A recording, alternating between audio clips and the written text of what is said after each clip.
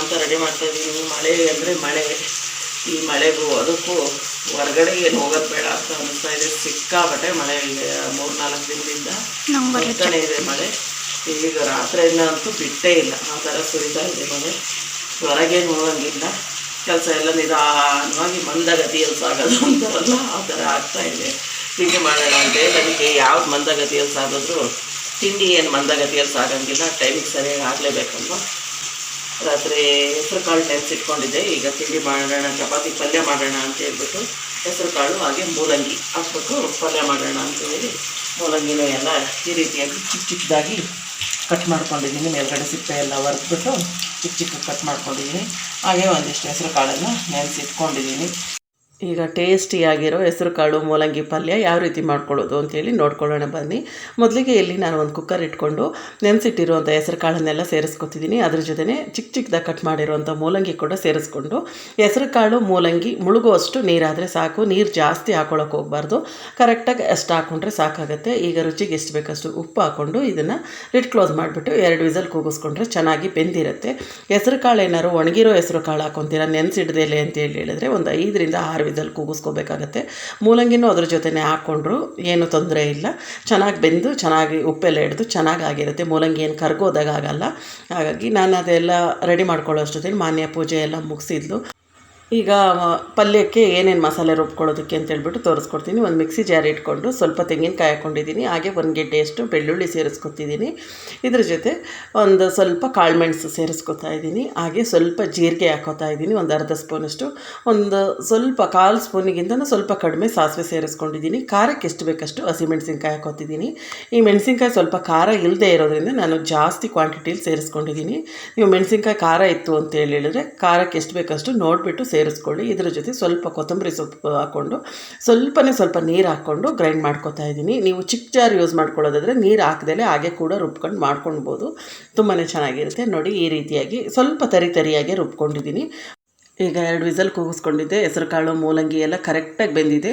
ಹೆಸರು ಕಾಳು ಈಗ ಬಾಯಿ ಬಿಟ್ಕೊಂಡಂಗೆ ಆಗಬೇಕು ಅಂತಾರಲ್ಲ, ಸಿಪ್ಪೆ ಎಲ್ಲ ಸುಲ್ಕೊಂಡಂಗೆ ಆ ರೀತಿ ಬೇಯಬೇಕು ಹೆಸರು ಕಾಳು, ಆವಾಗಲೇ ಪಲ್ಯ ತುಂಬಾ ಚೆನ್ನಾಗಾಗೋದು. ನೀವು ಡ್ರೈ ಹೆಸರು ಕಾಳು ಹಾಕ್ಕೊಂಡ್ರು ಅದೇ ರೀತಿಯೇ ಬೇಯಿಸ್ಕೊಳ್ಬೇಕಾಗತ್ತೆ ಹೆಸರು ಕಾಳನ್ನು. ಈಗ ನಾನೇನು ಕಾಳು ಬೇಯಿಸ್ಕೊಂಡೆ ಅದೇ ಕುಕ್ಕರ್ ಇಟ್ಕೊಂಡು ಸ್ವಲ್ಪ ಎಣ್ಣೆ ಸೇರಿಸ್ಕೊಂಡಿದ್ದೀನಿ. ಸಾಸಿವೆ ಜೀರಿಗೆ ಹಾಕ್ಕೊಂಡಿದ್ದೀನಿ. ಸಾಸಿವೆ ಜೀರಿಗೆ ಒಂದು ಸ್ವಲ್ಪ ಚಟ್ಪಟ ಅಂತ ಸಿಡಿದ ಕೂಡಲೇ ಇದಕ್ಕೆ ಒಂದು 2 ಈರುಳ್ಳಿನ ಚಿಕ್ಕದಾಗಿ ಕಟ್ ಮಾಡಿಕೊಂಡು ಸೇರಿಸ್ಕೊಂಡಿದ್ದೀನಿ. ಈರುಳ್ಳಿ ಎಲ್ಲ ಸ್ವಲ್ಪ ಕಲರ್ ಚೇಂಜ್ ಆದರೆ ಸಾಕು. ಇಷ್ಟು ಫ್ರೈ ಆಗಿದ ತಕ್ಷಣ ಇದ್ರ ಜೊತೆ ಸ್ವಲ್ಪ ಅರಿಶಿನ ಪುಡಿ ಹಾಕ್ಕೊಂಡು ಅದನ್ನು ಕೂಡ ಚೆನ್ನಾಗಿ ಫ್ರೈ ಮಾಡಿಕೊಂಡು ಈಗ ಏನು ರುಬ್ಬಿಟ್ಕೊಂಡಿದ್ವಿ ಆ ಮಸಾಲೆನೆಲ್ಲ ಇದಕ್ಕೆ ಸೇರಿಸ್ಕೊಂಡು ಬಿಡೋಣ. ಸ್ವಲ್ಪ ನೀರು ಸೇರಿಸ್ಕೊಂಡು ಚಟ್ನಿ ಎಲ್ಲ ರುಬ್ಕೋತೀವಲ್ವ ಆ ಕನ್ಸಿಸ್ಟೆನ್ಸಿ ಇದ್ರೂ ಆಗುತ್ತೆ. ನೀರು ಹಾಕ್ದಲೇ ಹಾಗೆ ಗ್ರೈಂಡ್ ಮಾಡಿಕೊಂಡ್ರೂ ಕೂಡ ತುಂಬಾ ಚೆನ್ನಾಗಿರುತ್ತೆ. ಈಗ ಅದು ಹಸಿ ಸ್ಮೆಲ್ಲೆಲ್ಲ ಹೋಗಬೇಕಲ್ವ, ಅಲ್ಲಿವರೆಗೂ ಚೆನ್ನಾಗಿ ಅದನ್ನೆಲ್ಲ ಫ್ರೈ ಮಾಡ್ಕೊಂಬಿಡೋಣ. ಸ್ವಲ್ಪ ನೋಡ್ತಾ ಇದ್ದೀರಲ್ವ, ಇಷ್ಟ ಆದರೆ ಸಾಕು. ಈಗ ಏನು ಬೇಯಿಸಿಟ್ಕೊಂಡಿದ್ವಿ ಮೂಲಂಗಿ ಹಾಗೆ ಹೆಸರು ಕಾಳನ್ನು ಇದನ್ನೆಲ್ಲ ಇದ್ರ ಜೊತೆ ಸೇರಿಸ್ಕೊಂಡು ಬಿಡೋಣ. ಸೇರಿಸ್ಕೊಂಡು ನೀರು ಯಾವ ಕನ್ಸಿಸ್ಟೆನ್ಸಿ ಬೇಕು ನೋಡಿಕೊಂಡು ನೀರು ಸೇರಿಸ್ಕೊಳ್ಳಿ. ಯಾಕಂತ ಹೇಳಿದ್ರೆ ಮೂಲಂಗಿ ಬೇಯೋದಕ್ಕೂ ನೀರು ಹಾಕಿರ್ತೀವಲ್ವ, ಕಾಳು ಮೂಲಂಗಿ ಎಲ್ಲ ಬೇಯೋದಕ್ಕೆ. ಹಾಗಾಗಿ ಅದನ್ನೆಲ್ಲ ಸೇರಿಸ್ಕೊಂಡು ಆಮೇಲೆ ಸ್ವಲ್ಪ ಮಿಕ್ಸಿ ಜಾರ್ ವಾಶ್ ಮಾಡಿಕೊಂಡು ಸ್ವಲ್ಪ ನೀರು ಸೇರಿಸ್ಕೊಂಡ್ರೆ ಸಾಕಾಗುತ್ತೆ. ನೋಡಿ ಈ ಕನ್ಸಿಸ್ಟೆನ್ಸಿಯಲ್ಲಿ ಮಾಡ್ಕೊಂಡಿದ್ದೀನಿ. ಒಂದು 8-10 ನಿಮಿಷಗಳ ಕಾಲ ಚೆನ್ನಾಗಿ ಕುದಿಸ್ಕೊಂಡು ಬಿಡೋಣ. ಕುದಿಸ್ಕೊಂಡ್ರೆ ಇದು ಹೆಸರು ಕಾಳು ಹಾಕಿರೋದ್ರಿಂದ ಸ್ವಲ್ಪ ಗಟ್ಟಿಯಾಗಿ ಆಗುತ್ತೆ. ಹಾಗಾಗಿ ಪಲ್ಯ ಸ್ವಲ್ಪ ಒಂಚೂರು ತೆಳುವಾಗಿ ಮಾಡಿಕೊಂಡ್ರೆ ಸಾಕು. ಚೆನ್ನಾಗೆಲ್ಲ ಕುದಿಬೇಕಲ್ವ. ಕುದ್ಮೇಲೆ ನೋಡಿ ಈಗ ಈ ರೀತಿಯಾಗಿ ಆಗಿದೆ. ಚಪಾತಿ ರೊಟ್ಟಿ ಇದಕ್ಕೆಲ್ಲ ತುಂಬಾ ಸೂಪರಾಗಿರುತ್ತೆ ಪಲ್ಯ.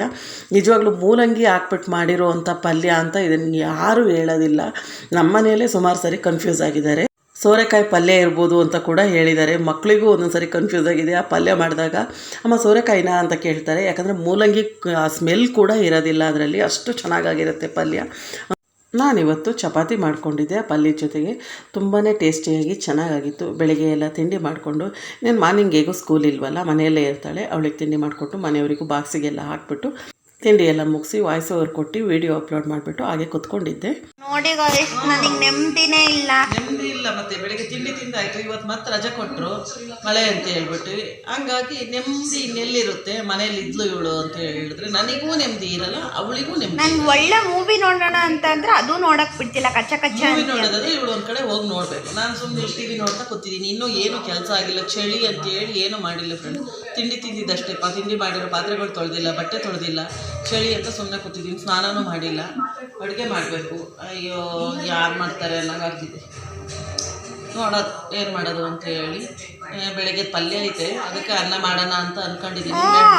ಮೇಡಮ್ ಅವ್ರು ಏನು ಅಂತಾರೆ ನೋಡೋದು. ಮೇಡಮಿಗೆ ಇಷ್ಟ ಆಗಲ್ಲ. ನೋಡೋದು ಆಮೇಲೆ ಏನಾರು ಸಾರು ಮಾಡೋದು ಅಂತ ಅಂದ್ಕೊಂಡಿದ್ದೀನಿ. ಟೊಮೊಟೊ ಚಟ್ನಿ ಬೇಕು ಮೇಡಮಿಗೆ. ಟೊಮೊಟೊ ಚಟ್ನಿ ಅಂತೂ ಮಾಡಲ್ಲ, ನಾನೇ ಮಾಡ್ಕೊಂಡು ತಿಂತೀನಿ. ಬೇಡ ರೈಸ್ ನನಗೆ ಮಾಡಕ್ಕೆ ಬರುತ್ತೆ, ನಾನೇ ಮಾಡ್ಕೊಂಡು ತಿಂತೀನಿ. ನಮ್ಮಮ್ಮಂಗೆ ಒಂಚೂರು ಕೊಡಲ್ಲ, ಬೇಡ ಏನು ಮಾಡಕ್ಕೆ ಬರಲ್ಲ ನಮ್ಮಮ್ಮಂಗೆ, ಅದಕ್ಕೆ ಮಾಡಲ್ಲ. ಒಳ್ಳೆಯದು. ಫ್ರೆಂಡ್ಸ್, ತಿಂಡಿ ಎಲ್ಲ ಆಯಿತು. ತಿಂಡಿ ಚಪಾತಿ ಮಾಡಿದ್ನಲ್ಲ, ಚಪಾತಿ ತಿಂಡಿ ಎಲ್ಲ ತಿಂದ್ಕೊಂಡು ಪಾತ್ರೆ ತೊಳೆದಿಲ್ಲ, ಇನ್ನು ಕೆಲಸ ಆಗಿಲ್ಲ. ಫಸ್ಟು ಒಂದು ಸ್ವಲ್ಪ ಉಪ್ಪಿನಕಾಯಿ, ಈಗ ಒಂದು 2 ಇಡ್ಲಿಕಾಯಿ ಇತ್ತು. ಇಡ್ಲಿಕಾಯಿನೋ ಏನೋ ದೊಡ್ಡಲಿಕಾಯಿನೋ ಏನೋ ಹೇಳ್ತಾರೆ, ಒಬ್ಬೊಬ್ರು ಒಂದೊಂದು ಥರ ಹೇಳ್ತಾರೆ. ಇಡ್ಲಿಕಾಯಿ, ದೊಡ್ಡಲಿಕಾಯಿ, ಏನೇನೋ. ಇಲ್ಲಿ ದೊಡ್ಡಲಿಕಾಯಿ ಅಂತೇಳಿ ಹೇಳ್ತಾರೆ ನಮ್ಮೂರಲ್ಲಿ. ಅದು 2 ಇತ್ತು, ಅದಕ್ಕೆ ಉಪ್ಪಿನಕಾಯಿ ಹಾಕ್ಬಿಡೋಣ ಅಂತೇಳ್ಬಿಟ್ಟು ಎಲ್ಲ ತೊಳೆದು ಎಲ್ಲ ಒಂದು ಬಟ್ಟೆ ತಗೊಂಡು ನೀಟಾಗಿ ನೀರೆಲ್ಲ ಸೋರಿಸ್ಬಿಟ್ಟು ಎಲ್ಲ ಒರೆಸಿ ಇಟ್ಕೊಂಡಿದ್ದೀನಿ. ವಿಡಿಯೋ ವಾಯ್ಸ್ ಓವರೆಲ್ಲ ಕೊಟ್ಬಿಟ್ಟು ಈರುಳ್ಳಿಕಾಯಿ ತೊಳೆದಿಟ್ಟಿದ್ದೆ, ಅದನ್ನೆಲ್ಲ ಹೆಚ್ಚಿಬಿಟ್ಟೆ. ಆಮೇಲೆ ಪಾತ್ರೆ ಎಲ್ಲ ತೊಳ್ಕೊಂಬಿಡೋಣ ಅಂತೇಳ್ಬಿಟ್ಟು, ಹೆಂಗೂ ಮತ್ತೆ ಇದೆಲ್ಲ ಹೆಚ್ಚೋದು, ಅದು ಉಪ್ಪು ಎಲ್ಲ ಹಾಕಿಡ್ಬೇಕಂತ ಹೇಳಿದ್ರೆ ಸ್ವಲ್ಪ ಪಾತ್ರೆಗಳು ಹಾಗೆ ಆಗುತ್ತಲ್ವ. ಹಾಗಾಗಿ ಆಮೇಲೆ ಪಾತ್ರೆ ಎಲ್ಲ ತೊಳ್ಕೊಳ್ಳೋಣ ಅಂಥೇಳಿ ಒಂದು ಸ್ವಲ್ಪ ಟಿ ವಿ ನೋಡ್ತಾ ಕೂತ್ಕೊಂಡಿದ್ದೆ. ಹಾಗೆ ಮಾನ್ಯ ಮೂವಿ ನೋಡ್ತಾ ಇದ್ಲಲ್ವ, ಅದಕ್ಕೆ ನಾನು ನೀನು ಮೂವಿ ನೋಡೋದಾದರೆ ಆ ಕಡೆ ಎಲ್ಲರೂ ಕೂತ್ಕೊಂಡು ಮೂವಿ ನೋಡೋಗು, ಇಲ್ಲಿ ನಾನು ಟಿ ವಿ ನೋಡೋಕೆ ಬಿಡಲ್ಲ ನನಗೂ, ನೀನು ಇದ್ಲಾಗೆ ಮೂವಿ ನೋಡ್ದಂಗಲ್ಲ, ಏನಕ್ಕೆ ಹಿಂಗೆ ಕಾಟ ಕೊಡ್ತೀಯ ಅಂತೇಳಿ ಬೈತಾ ಇದ್ನಲ್ವ. ಹಾಗಾಗಿ ಹಂಗೆ ವಾಚಾಡ್ತಾ ಕೂತಿದ್ಲು ಮನೆಯಲ್ಲಿದ್ದರೆ ಗೊತ್ತಲ್ವ, ಏನಾದರೂ ಒಂದು ಕಿತಾಪತಿ ಮಾಡ್ತಾ ಇರ್ತಾಳೆ, ಅದು ಇದು ಹೇಳ್ತಿರ್ತಾಳೆ. ಸುಮ್ಮನೆ ಇರೋಕ್ಕಂತೂ ಬಿಡಲ್ಲ ಅವಳು. ಮನೇಲಿ ಸ್ಕೂಲಿಗೆ ಹೋದರೂ ಒಂಥರ ಬೇಜಾರು, ಮನೇಲಿ ಯಾರೂ ಇಲ್ವಲ್ಲ ಅಂತೇಳಿ. ಮನೆಯಲ್ಲಿದ್ದರೆ ಅಂತೂ ಕಾಟ ಕೊಟ್ಟು ಕೈ ಬಿಡ್ತಾಳೆ ಅಂತಾರಲ್ಲ, ಆ ಥರ ಮಾಡಾಕ್ಬಿಡ್ತಾಳೆ. ಈರುಳ್ಳಿಕಾಯಿ ಎಲ್ಲ ತೊಳೆದು ಚೆನ್ನಾಗಿ ನೀರು ಸೋರೋದಕ್ಕೆ ಅಂತ ಹೇಳ್ಬಿಟ್ಟು ಒಂದು ಬಟ್ಟೆ ಎಲ್ಲ ಇದು ಮಾಡಿಬಿಟ್ಟು ಇಟ್ಟಿದ್ದೆ. ಈಗ ನೀಟಾಗಿ ಬಟ್ಟೆಯಲ್ಲೆಲ್ಲ ಒಂದು ಸರಿ ಒರೆಸ್ಕೊಂಡು ಈರುಳ್ಳಿಕಾಯಿ ಎಲ್ಲ ಹೆಚ್ಕೊಳ್ತಾ ಇದ್ದೀನಿ. ಆ ರಸ ಎಲ್ಲ ಹುಳಿ ಜಾಸ್ತಿ ಆಗಿಬಿಡ್ತು ಅಂತ ಹೇಳಿದ್ರೆ ಉಪ್ಪಿನಕಾಯಿ ಒಂದೊಂದು ಸರಿ ಹುಳಿ ಆದಂಗೆ ಆಗುತ್ತೆ. ಹಾಗಾಗಿ ಹುಳಿ ಎಲ್ಲ ಹಿಂಡ್ಕೊಂಡು ಹೆಚ್ಚಿಟ್ಕೊತಾ ಇದ್ದೀನಿ. ಹುಳಿ ಆಮೇಲೆ ಒಂದು ಸ್ವಲ್ಪ ಹಾಕ್ಕೊತೀನಿ, ಇನ್ನೊಂದು ಸ್ವಲ್ಪ ತೆಗ್ದಿಟ್ಬಿಡ್ತೀನಿ. ಹಾಗೆ ಚಿತ್ರಾನ್ನ ಏನಾದರೂ ಮಾಡಿಕೊಂಡ್ರೆ ಆಯಿತು ಅಂತ ಹೇಳ್ಬಿಟ್ಟು. ನಮ್ಮ ಮನೆಯಲ್ಲಿ ಈರುಳ್ಳಿಕಾಯಿ ಉಪ್ಪಿನಕಾಯಿ, ಹಾಗೆ ನಿಂಬೆಹಣ್ಣಿನ ಉಪ್ಪಿನಕಾಯಿ ಆದರೆ ನಮ್ಮ ಮನೆಯವರು ಇಷ್ಟಪಟ್ಟು ತಿಂತಾರೆ. ಮಾವಿನಕಾಯಿ ಉಪ್ಪಿನಕಾಯಿ ಎಲ್ಲ ಆಯಿತು ಅಂತ ಹೇಳಿದ್ರೆ ಅವರು ಹೆಚ್ಚಿಗೆ ಇಷ್ಟ ಆಗೋಲ್ಲ. ಮಿಡಿ ಉಪ್ಪಿನಕಾಯಿ ಆದರೆ ತಿಂತಾರೆ. ಮಾವಿನಕಾಯಿ ಉಪ್ಪಿನಕಾಯಿ ಹೆಚ್ಚಾಕಿರೋ ಉಪ್ಪಿನಕಾಯಿ ಆದರೆ ಒಂದು ಪೀಸು ಹಾಕ್ಕೊಂಡು ತಿಂತಾರೆ, ಅಷ್ಟು ಬಿಟ್ಟರೆ ಮತ್ತು ಅದರ ರಸ ಅವೆಲ್ಲ ಇಷ್ಟಪಡಲ್ಲ, ಅಷ್ಟು ಇಷ್ಟ ಆಗೋಲ್ಲ ಅವ್ರಿಗೆ ಮಾವಿನಕಾಯಿ ಉಪ್ಪಿನಕಾಯಿ. ಈರುಳ್ಳಿಕಾಯಿ ಈ ಥರ ಉಪ್ಪಿನಕಾಯಿಗಳಂದರೆ ಸ್ವಲ್ಪ ಇಷ್ಟಪಟ್ಟು ತಿಂತಾರೆ. ಹಾಗಾಗಿ ಇದೇ ಉಪ್ಪಿನಕಾಯಿನೇ ನಾನು ಜಾಸ್ತಿ ಹಾಕ್ಕೊಳ್ಳೋದು. ಈಗ ಮಳೆಗಾಲ ಆಗಿರೋದ್ರಿಂದ ಸ್ವಲ್ಪ ಚಿತ್ರಾನ್ನ ಈ ಥರ ಎಲ್ಲ ಇತ್ತು, ತಿಳಿಸಾರು ಏನಾದ್ರು ಮಾಡಿದ್ವಿ ಅಂತ ಒಂಚೂರು ಉಪ್ಪಿನಕಾಯಿ ಇದ್ದರೆ ಚೆನ್ನಾಗಿರುತ್ತೆ ಅಂತ ಹೇಳಿ ಅನಿಸುತ್ತೆ. ಹಾಗಾಗಿ ಉಪ್ಪಿನಕಾಯಿ ಎಲ್ಲ ಹಾಕ್ಕೋತಿದ್ದೀನಿ. ಒಂದು ಲೇಯರು ಈರುಳ್ಳಿಕಾಯಿ ಹಾಕ್ಕೊಳ್ಳೋದು, ಒಂದು ಸ್ವಲ್ಪ ಉಪ್ಪು ಹಾಕ್ಕೊಳ್ಳೋದು, ಒಂದು ಲೇಯರ್ ಈರುಳ್ಳಿಕಾಯಿ, ಹಾಗೆ ಒಂದು ಸ್ವಲ್ಪ ಉಪ್ಪು ಹಾಕ್ಬಿಟ್ಟು ಮೇಲ್ಗಡೆ ಸ್ವಲ್ಪ ಅರಿಶಿನ ಪುಡಿ ಹಾಕ್ಬಿಟ್ಟು ಸ್ವಲ್ಪ ಹುಳಿ ಸೇರಿಸ್ಕೊತಾ ಇದ್ದೀನಿ. ಹುಳಿ ಎಲ್ಲ ಹಿಂಡ್ಬಿಟ್ಟು ತೆಗ್ದಿದ್ನಲ್ಲ, ಎಷ್ಟು ಬೇಕಷ್ಟು ಹುಳಿ ಹಾಕ್ಕೋತಿದ್ದೀನಿ ಉಪ್ಪಿನಕಾಯಿಗೆ ಬೇಕಾದಷ್ಟು.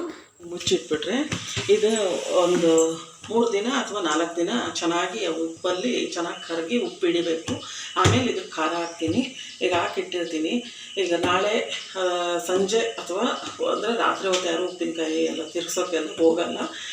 ನಾಳೆ ಅಥವಾ ನಾಡ್ದು ಯಾವಾಗಾದ್ರು ಒಂದು ಸರಿ ಇದನ್ನೆಲ್ಲ ಮಿಕ್ಸ್ ಮಾಡಿಟ್ಬಿಡ್ತೀನಿ. ಮಿಕ್ಸ್ ಮಾಡಿಟ್ಟು ಆಮೇಲೆ ಖಾರ ಹಾಕೋದು ಯಾವ ಥರ ಅಂತೇಳ್ಬಿಟ್ಟು ತೋರಿಸ್ಕೊಡ್ತೀನಿ. ಉಪ್ಪಿನಕಾಯಿಗೆ ತುಂಬಾ ಚೆನ್ನಾಗಿರುತ್ತೆ ಉಪ್ಪಿನಕಾಯಿ. ನಾನು ಹಾಕೋ ಉಪ್ಪಿನಕಾಯಿ ಅಂದರೆ ನಮ್ಮ ಮನೇಲಿ ಒಬ್ರಿಗೆ ತುಂಬಾ ಫೇವ್ರೇಟು. ಅವ್ರಿಗೆ ಆಗಲೇ ಜೊಲ್ ಸುರಿಸ್ತಾ ಇದ್ದಾರೆ. ತಿಂದೆ ಹಂಗೆ ಅದನ್ನು ಆಗಲೇ ಉಪ್ಪು ಹಾಕೊಂಡು ತಿಂದಾಯ್ತು, ಕರ ಹತ್ತೋಯ್ಯಪ್ಪ ಆ ಥರದ್ದು. ಇದನ್ನು ಎತ್ತಿಟ್ಬಿಡ್ತೀನಿ. ಇದಕ್ಕೆ ನೀರು ಏನೋ ಟಚ್ ಆಗೋದು ಬೇಡ. ಒಂದು ಬಟ್ಟೆ ಕಟ್ಟಿಟ್ಬಿಡ್ತೀನಿ ಇದಕ್ಕೆ, ಯಾಕಂದರೆ ಗಾಳಿನೂ ಆಡಬಾರ್ದು ಜಾಸ್ತಿ. ನೀಟಾಗಿ ಒಂದು ಬಟ್ಟೆ ಕಟ್ಬಿಟ್ಟು ಇಟ್ಬಿಡ್ತೀನಿ. ಜಾಸ್ತಿ ಗಾಳಿ ಎಲ್ಲ ಆಡಬಾರ್ದು. ಈಗ ಮಳೆಗಾಲ ಬೇರೆ ಅಲ್ವಾ, ಹಾಗಾಗಿ ಬೇಗನೆ ಉಪ್ಪಿನಕಾಯಿನೂ ಹಾಳಾಗಿಬಿಡತ್ತೆ. ಹಾಗಾಗಿ ಒಂದು ಬಟ್ಟೆ ಕಟ್ಬಿಟ್ಟು ಇಡ್ತೀನಿ.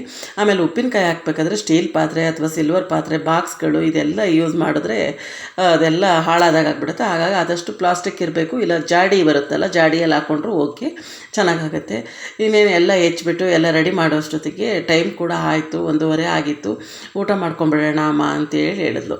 ನನಗೂ ಹೊತ್ಲಾಗ ಊಟ ಮಾಡಿಕೊಂಡೆ, ಹೊತ್ಲಾಗ ಅಡುಗೆ ಮನೆಯೆಲ್ಲ ಫುಲ್ ಕ್ಲೀನ್ ಮಾಡಿಬಿಟ್ಟು ಪಾತ್ರೆ ಎಲ್ಲ ತೊಳೆದಿಟ್ಟು ನಾನು ಸ್ನಾನ ಮಾಡೋದಕ್ಕೆ ಸರಿಯಾಗುತ್ತೆ ಅಂತ ಹೇಳ್ಬಿಟ್ಟು ಬೆಳಗ್ಗೆ ಪಲ್ಯ ಇತ್ತು, ಅದಕ್ಕೆ ಬಿಸಿ ಬಿಸಿಯಾಗಿ ರೈಸ್ ಮಾಡಿಕೊಂಡು ಸ್ವಲ್ಪ ತುಪ್ಪ ಹಾಕ್ಕೊಂಡು ತಿನ್ಕೊಂಡ್ಲು ಮಾನ್ಯ. ಮಧ್ಯಾಹ್ನ ಎಲ್ಲ ಕೆಲಸ ಎಲ್ಲ ಮುಗಿಸ್ಕೊಂಡು ಮತ್ತೆ ಯಾವುದೇ ರೀತಿ ವೀಡಿಯೋ ಮಾಡೋಕ್ಕೆ ಹೋಗಲಿಲ್ಲ.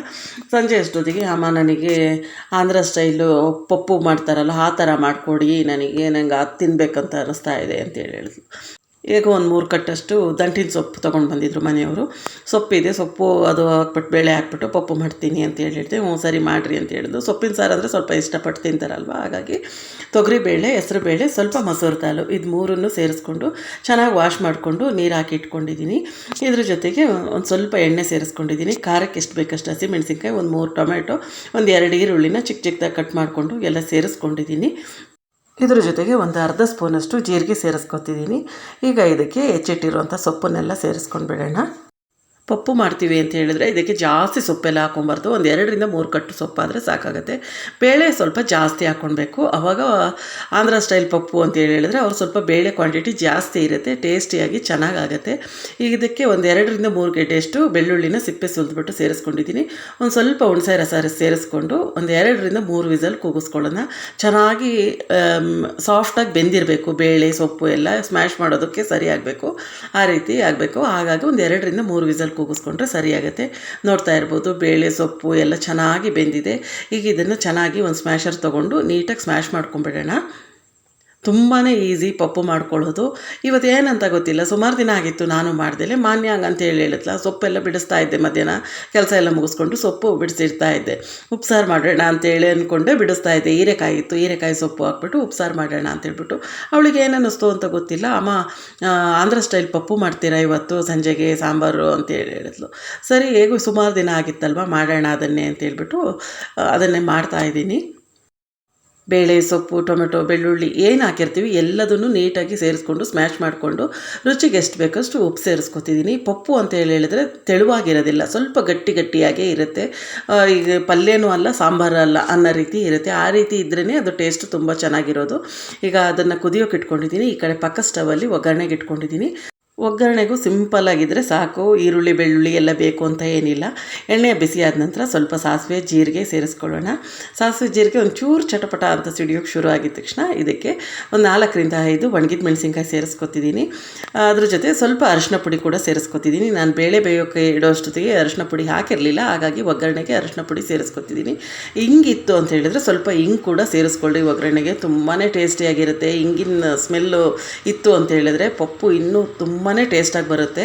ಈಗ ಒಗ್ಗರಣೆ ಎಲ್ಲ ಸೇರಿಸ್ಕೊಂಡಿದ್ದಾಯಿತು. ಚೆನ್ನಾಗೆಲ್ಲ ಮಿಕ್ಸ್ ಮಾಡಿಕೊಂಡು ಒಂದು ಕುದಿಸ್ಕೊಂಡು ಸ್ಟವ್ ಫ್ಲೇಮ್ ಆಫ್ ಮಾಡಿಕೊಂಡ್ರೆ ಸೂಪರಾಗಿರೋ ಆಂಧ್ರ ಸ್ಟೈಲ್ ಪಪ್ಪು ರೆಡಿ ಆಯಿತು.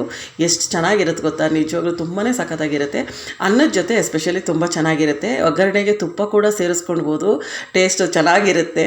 ನಾನು ಒಗ್ಗರಣೆಗೇನು ತುಪ್ಪ ಹಾಕಿಲ್ಲ, ಊಟದ ಜೊತೆನೇ ತುಪ್ಪ ಸೇರಿಸ್ಕೊಂಡ್ರೆ ಆಯಿತು ಬಿಸಿ ಬಿಸಿ ರೈಸಿಗೆ ಅಂತ ಹೇಳ್ಬಿಟ್ಟು ಹಾಗೆ ಮಾಡ್ಕೊಂಡಿದ್ದೀನಿ. ನೀವು ಬೇಕಿದ್ದರೆ ಒಂದು ಸ್ವಲ್ಪ ತುಪ್ಪ ಸೇರಿಸ್ಕೊಂಡೆ ಒಗ್ಗರಣೆ ಮಾಡ್ಕೊಳ್ಬೋದು. ಆಂಧ್ರ ಸ್ಟೈಲ್ ಪಪ್ಪು ರೆಡಿ ಆಯಿತು. ಇದ್ರ ಜೊತೆಗೆ ನಂಚ್ಕೊಳ್ಳೋದಕ್ಕೆ ಅಂತ ಹೇಳ್ಬಿಟ್ಟು ಮಾನ್ಯ ಆಮ್ಲೆಟ್ ಮಾಡ್ಕೋತಾ ಇದ್ದಾಳೆ. ಆ ಟೈಮ್ ಇನ್ನೂ 8:15 ಆಗಿತ್ತು, ಟೈಮ್ ಕೂಡ ಆಗಿರಲಿಲ್ಲ. ಆಮೇಲೆ ಮಾಡೋಣ ನಾನು ಅಂತ ಹೇಳಿದೆ. ಅವಳು ಅಮ್ಮ ಬೆಳಿಗ್ಗೆ ಸ್ಕೂಲಿಗೆ ಹೋಗಬೇಕು, 2 ದಿನದಿಂದ ರಜೆ ಕೊಟ್ಟಿದ್ದಾರೆ, 2-3 ದಿನದಿಂದ, ಮತ್ತು ಬೇಗ ಎದ್ದೇಳಬೇಕು ನಾನು ಅಂತ ಹೇಳ್ಬಿಟ್ಟು ನಾನು ಊಟ ಮಾಡ್ಕೊಂಡು ಮಲ್ಕೊಂಡ್ಬಿಡ್ತೀನಿ ಅಂತ ಹೇಳ್ಬಿಟ್ಟು ನಾನು ಮಾಡ್ಕೋತೀನಿ ಆಮ್ಲೆಟು, ಆಮೇಲೆ ನಿಮಗೆ ಮಾಡ್ಕೊಳ್ರಿ ಅಮ್ಮ ಅಂತ ಹೇಳಿ ಮಾಡ್ಕೋತಾ ಇದ್ದಾಳೆ. ಬಿಸಿ ಬಿಸಿಯಾದ ಆಮ್ಲೆಟ್ ಕೂಡ ರೆಡಿ ಆಯಿತು. ಸೂಪರಾಗಿರೋ ಆಂಧ್ರ ಸ್ಟೈಲ್ ಪಪ್ಪು ಕೂಡ ರೆಡಿಯಾಗಿದೆ. ಬಿಸಿ ಬಿಸಿ ಅನ್ನ ಜೊತೆ ಸ್ವಲ್ಪ ತುಪ್ಪ ಹಾಕ್ಕೊಂಡು ಬ್ಯಾಟಿಂಗ್ ಮಾಡಿಕೊಂಡ್ರೆ ತುಂಬಾ ಚೆನ್ನಾಗಿರುತ್ತೆ. ಇಲ್ಲಿಗೆ ಇವತ್ತಿನ ವ್ಲಾಗ್ ಕೂಡ ಎಂಡ್ ಮಾಡ್ತೀನಿ. ಇವತ್ತಿನ ವ್ಲಾಗ್ ಇಷ್ಟ ಆಗಿದ್ದರೆ ಪ್ಲೀಸ್ ಒಂದು ಲೈಕ್ ಮಾಡಿ, ಚಾನಲನ್ನು ಸಬ್ಸ್ಕ್ರೈಬ್ ಮಾಡ್ಕೊಳ್ಳಿ, ಫ್ರೆಂಡ್ಸ್ ಆ್ಯಂಡ್ ಫ್ಯಾಮಿಲಿಗೂ ಶೇರ್ ಮಾಡಿ. Thank you.